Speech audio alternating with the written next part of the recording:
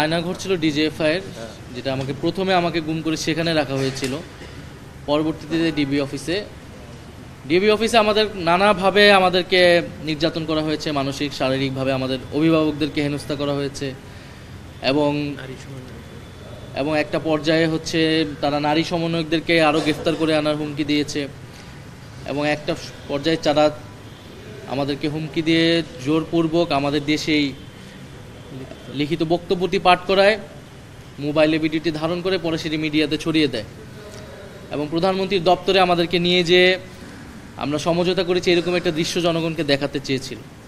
আমরা তখন অনশন শুরু করি এবং বাইরে যেহেতু রিট হয়েছিল, আইনজীবীর আন্দোলন করছিল, আমাদের শিক্ষকরা এবং সাধারণ মানুষ আন্দোলন করছিল আমাদের মুক্তির দাবিতে, সেই প্রেক্ষাপটে আমাদেরকে তখন ডিবি ছাড়তে বাধ্য হয় এবং ছেড়ে আমরা আমাদের অবস্থান তখন পরিষ্কার করেছিলাম। প্রথম দফা আয়নাঘরে কি আপনাকে নিজেকেও তো হুমকি দেওয়া হয়েছিল যে আপনি যেন ফিরে আসতে পারবেন না, সেটা যদি কেউ প্রথমে আমি তো পরবর্তীতে সরকারের দায়িত্ব থাকা অবস্থায় সে ডিজিএফআই হেডকোয়ার্টার আয়নাঘরে আমি নিজে গিয়েছি, যেই রুমে আমাকে রাখা হয়েছিল আমি আইডেন্টিফাই করতে পেরেছিলাম। ফলে আমাকে গুম করা হয়েছিল। আমি যদি বেঁচে থাকতে চাই, অন্য সমন্বয়কদের যদি মুক্তি নিশ্চিত করতে চাই, তাহলে আমরা যাতে আন্দোলন থেকে সরে আসি, এই বিষয়টি তারা বারবার নিশ্চিত করতে চেয়েছিল যখন আন্দোলনটা গণ আন্দোলনের দিকে রূপ নেয় তখন থেকেই। ফলে আমার আদালতের কাছে এটাই প্রত্যাশা থাকবে যাতে এখানে যারাই এই ঘটনার সাথে জড়িত, আমি গতকালও যেটা বলেছি আজকেও পুনর্বক্তে করছি, পুলিশ, র্যাব, বিজেপি, সেনাবাহিনী, যত বাহিনীর যে সকল সদস্যরা এই হত্যাকাণ্ডে, নির্যাতনে, গুমে অংশগ্রহণ করেছে এবং যাদের নির্দেশনায় এগুলো সংঘটিত হয়েছে, শেখ হাসিনা, স্বরাষ্ট্রমন্ত্রী ওবায়দুল কাদের সহ। কালার এক্সপার্ট, জর্জ স্যাপ এবং মাইল্ড অন হ্যান্ডস টেকনোলজি সমৃদ্ধ অরিক্স ক্রিস্টাল ওয়াশ আপনার লন্ড্রি এক্সপার্ট। তাদের যাতে কঠোর শাস্তি দেওয়া হয়, আমাদের এটাই প্রত্যাশা থাকবে, যাতে দেশবাসী, যারা আন্দোলনকারী, যারা আন্দোলনে হতাহত হয়েছে, তারা সবাই ন্যায় বিচার পায়। আপনি গতকালকেও গণমাধ্যমের কথা বলেছেন, জুলাই আন্দোলনে গণমাধ্যম, ইলেকট্রনিক গণমাধ্যম আপনি সহায়তা করেন এবং পরের দিন যে হয়েছে সেখানে সহায়তা করেন। গণমাধ্যম কি তার আগের অবস্থায় আছে নাকি এখন স্বাধীনতা ভোগ করছে? আপনি তো যে দায়িত্ব ছিলেন, যদি অপ্রাসঙ্গিক হলেও আপনি যদি এই উত্তরটা একটু দেন। আন্দোলনের বিভিন্ন পর্যায়ে গণমাধ্যমের বিভিন্ন রোল ছিল। আসলে আমি 18-19 তারিখের কথাটা বলছি। আবার বিভিন্ন সময় পত্রিকায় বা বিভিন্ন কয়েকটি ইলেকট্রনিক মিডিয়া আন্দোলনের পক্ষে অবস্থান নেওয়ার চেষ্টা করেছে, বিশেষত অনেক সাংবাদিক ফিল্ডে তারাও।